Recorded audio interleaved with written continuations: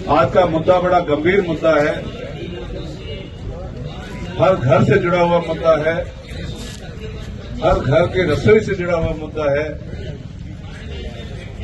बहुत ही गंभीर। आप सबने देखा होगा अभी बाहर 2 सिलेंडर के ऊपर चूल्हे के ऊपर लकड़ी, कितना खराब समय आया। अभी मैं यहाँ बाहर से आ रहा था, रास्ते में थार गैस एजेंसी का ऑफिस पड़ता है, काफी सैकड़ों की संख्या में महिलाएं और पुरुष लंबी लाइनों में खड़े। ऐसा क्यों हो रहा है? गैस की कोई कमी थोड़ी है, लेकिन जो ये पर्ची सरकार और ये जो भर्ती वाली सरकार है, ये सरकार की कमी है, सरकार के मैनेजमेंट की कमी है। मैं आपको बताना चाहूंगा, कल हमारे मिलने वाले का कोई पेट्रोल पंप है जो डिपो से डीजल लाते हैं, वो डिपो के मैनेजर और डिपो वाले जो सरकार का डिपो है, वो डिपो वाले कहते हैं कि बायो डीजल भर के जाओ भाई। वो कहता है मैं भाई मेरे पंप पे नहीं बेचना चाहता हूं, तो नहीं खरीदना पड़ेगा। क्यों खरीदना पड़ेगा? भारत सरकार के एक मंत्री का वो डिपो में भागीदारी है, शायद अब बायो डीजल वो बनाते हैं, इसलिए जबरदस्ती बायो डीजल पंपों में भेजा जा रहा है, पंपों में बायो डीजल डाल करके बेचा जा रहा है। सरकार के संरक्षण में कितनी घटिया सोच है, कितना निम्नतम स्तर पर ये गिर चुके हैं।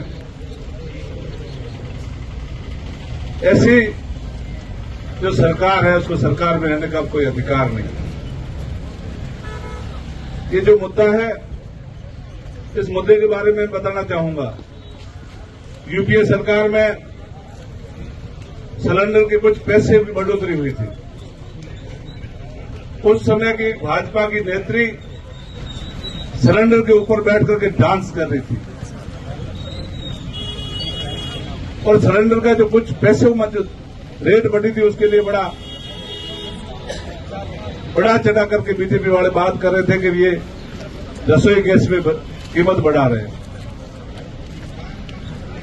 अभी जो एक साथ 60 रुपए की बढ़ोतरी जो की गई है, बड़ी निंदनीय है।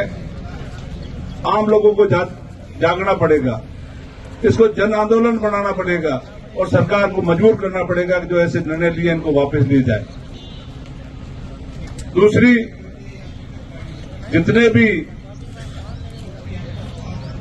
सामाजिक संगठनों के हॉस्टल्स है, सामाजिक कार्य होते हैं, शादी ब्याह होते हैं और भी जो काम होते हैं, उसमें कॉमर्शियल जो गैस का टंकी आता है उसको बंद कर दिया गया। अपने हर घर में गैस है, उसका जो रजिस्ट्रेशन कराते हैं, उसको जो अपन नंबर दे रखे हैं उसमें आप डायल करके देख लो, वो नंबर ही उन्होंने बंद कर दिए। और अपन गैस की टंकी आज लेना चाहें, आप 2500 रुपए दो, आपको हाथों हाथ पहुंचा देंगे। जैसी स्थिति, जैसे 2 नंबर के अमल और डोडा की स्थिति है, बाजार में तो बंद है, होम सप्लाई आपकी हो जाएगी, घर पे डिलीवरी हो जाएगी, आप पैसे दे दो।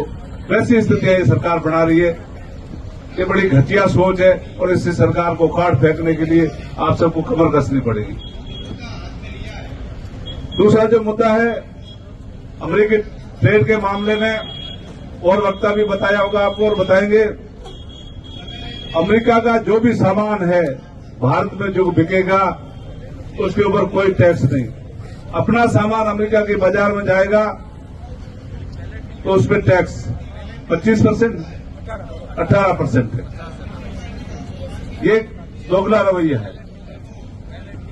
अमेरिका ने भारत में एक तरह से अघोषित कब्जा कर दिया, ऐसा लग रहा है।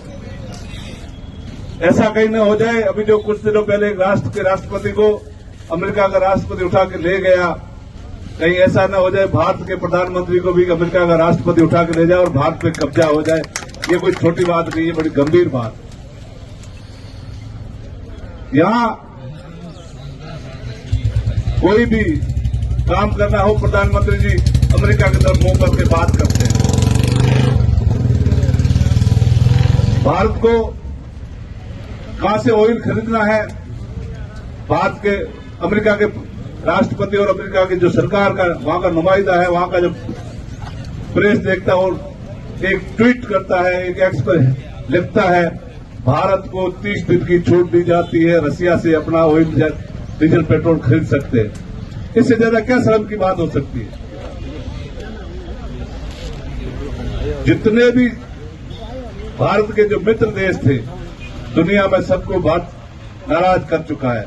जितने भी पड़ोसी देश है, चाहे श्रीलंका हो, चाहे बर्मा हो, चाहे नेपाल हो, चाहे बांग्लादेश हो, सारे के सारे उन्होंने नाराज कर रखे हैं। जितने भी खाड़ियों के देश थे उन देशों को ये नाराज कर चुका है और भारत अमेरिका की अधीनता एक तरह से स्वीकार कर चुका है। ये बड़ी अतिशयोक्ति होगी। भारत के नागरिकों को जागना होगा और इसका मुकाबला करके इस निकम्मी सरकार को भगाना होगा। लोकल बात करें, अभी एसआईआर का मुद्दा चला, परिसीमन का मामला चला, इन्होंने जानबूझ करके कहां से कहां किसको कैसे पटका और इन्होंने सोचा हम चुनाव कराएंगे और अपने यहां प्रधान, प्रमुख, नगर पालिका और नगर परिषद, नगर निगम में अपने चेयरमैन बनाएंगे। जब उसका नतीजा सामने आते देखा तो चुनाव कराने से ही मुकर गए। जनता इतनी तैयार हो गई कि चुनाव करा दें तो उनको नानी याद दिला दें, इसलिए इनको ये भागना पड़ा।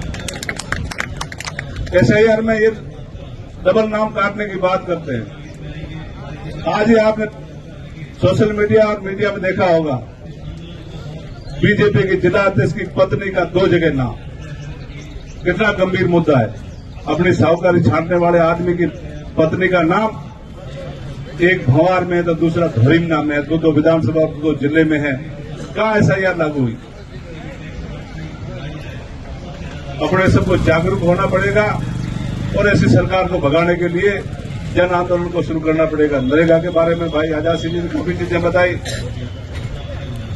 भाजपा वाले भी इस सरकार से और नाम मात्र के जो पावर सेंटर है उनसे खुश नहीं है।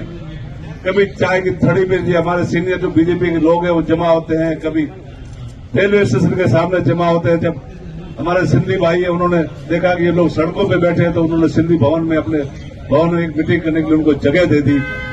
जिन्होंने बीजेपी को यहां खड़ा किया, अपना खून पसीना बहाया और कांग्रेस के सामने और देश के सामने बीजेपी ने अपना अस्तित्व पैदा करने की जिन लोगों ने कोशिश की उनको बैठने की बीजेपी वाले जगह भी दे देते हैं, वो भी एक किराए के और रोड पे बैठ करके भाजपा के नेताओं की क्या क्या बुराइयां करते हैं आप सबने सुना होगा।